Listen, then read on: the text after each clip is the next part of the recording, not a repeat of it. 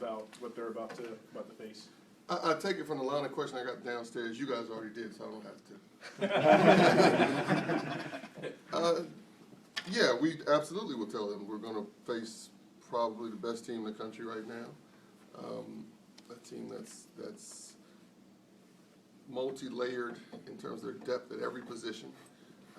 And so, I mean, much like every other game, we tell them what they're going to face. So, yes, we do tell them. What about that place that you're going to bring them to for the first time? Do we talk? Is there a question in there? Yeah. What do you tell the freshmen about playing in Carrytown? Nothing. I mean, they watch games. They're Big East fans, they're Georgetown fans.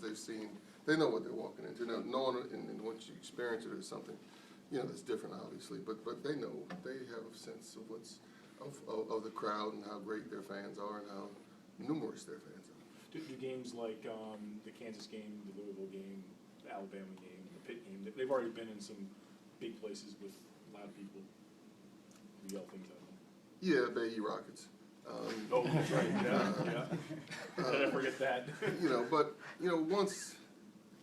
once the game starts, it's a court, it's a gym, it's fans, and so obviously there aren't too many venues that hold as many people as the Carrier Dome, and there aren't too many games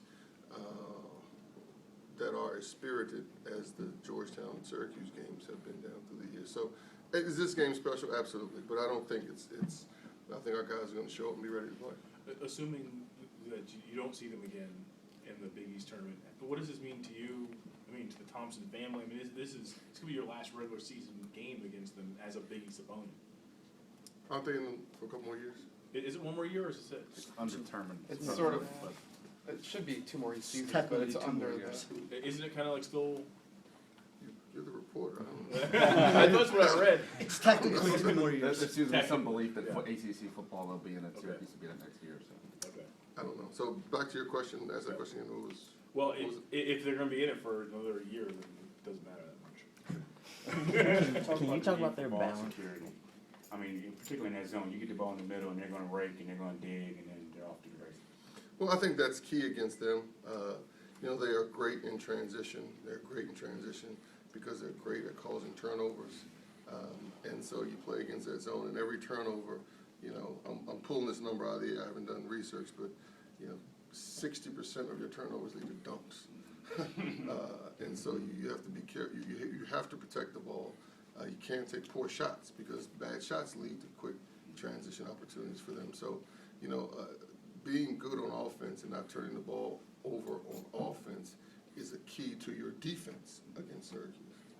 Can you talk about their balance? I mean, they don't have a go-to scorer or anything like that. They have the depth and talent to kind of spread it out. Yeah, I said that earlier. I mean, they're one of, if not the deepest team in the country, in that they have, quality depth.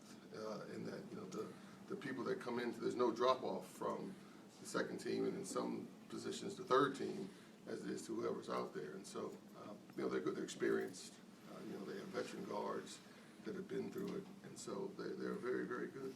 I asked Hollis, and he said he was the wrong guy to ask. Can you talk about the difference between a good 3 and a bad 3 against Arizona? I know that they like teams to shoot a lot of threes.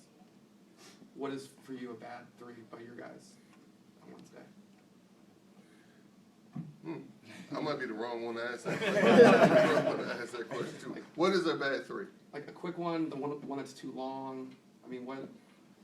The ones that don't go in are bad ones. The ones that go in are good ones. Okay. They do a great job of contesting all shots, and so I think that I don't think there's a set answer to that. It depends on the time, it depends on the score, it depends on the flow of the game, it depends on what they've been doing, and so I don't think there's a cookie cutter answer. Sometimes a shot is a bad shot, and that exact same shot, in the exact same spot at a different part of the game could be a good shot. And so there's no real set answer to that question. It's not like, I don't know whether you're searching for, the quick shot out of the corner is a bad shot, but the open shot on the wing is a good shot. Well, it depends on what's going on as to which is which. Does that make sense? Yeah, I saw Cincinnati earlier this year get up on them early, hitting a bunch of long, tough threes, and they continue to do it. And the ones that go in are good. And then what? What's the next part of what you're going to say? Then they started, missing? They sort of fell in love with it. And they started missing. Yes. And the ones that didn't go in are bad. Tactically, you know, you can sit here and say, oh, you got to get it inside. Well, they do a good job of making it hard to get it inside. You know, tactically, you can say, hey, don't just take threes. But they do a good job of making you think you're open, and so you can just start to take threes. So it's a balance. As with all games, all things, it's a balance. You know, they play that zone. That's all they play. That's all he's played for years. And so, you know, I think a lot of people look at the Syracuse and they'll say,